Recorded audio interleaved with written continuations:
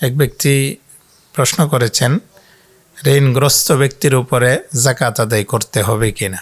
যেই ব্যক্তির উপরে ঋণ আসবে তার ঋণটা, তার যেই উপার্জিত অর্থ এবং যার উপরে যাকাত আসে তার সাথে হিসাব মিলাইতে হবে।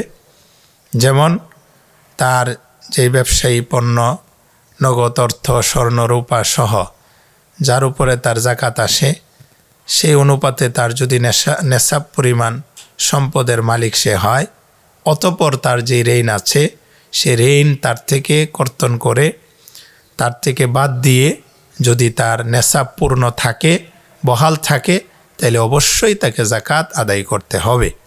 শতকরা যে হিসাব আছে 2.5%, সেটা অবশ্যই তার যাকাত আদায় করতে হবে।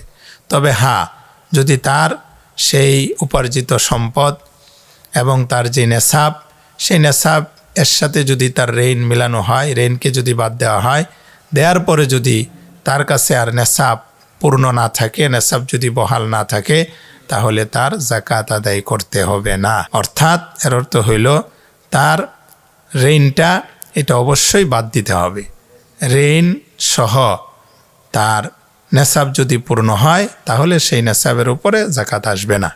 ঋণকে বাদ দেওয়ার পরে যদি তার নেশাব পূর্ণ থাকে, বহাল থাকে, তাহলে অবশ্যই তার যাকাত দিতে হবে। আসসালামু আলাইকুম ওয়া রাহমাতুল্লাহি ওয়া বারাকাতুহু।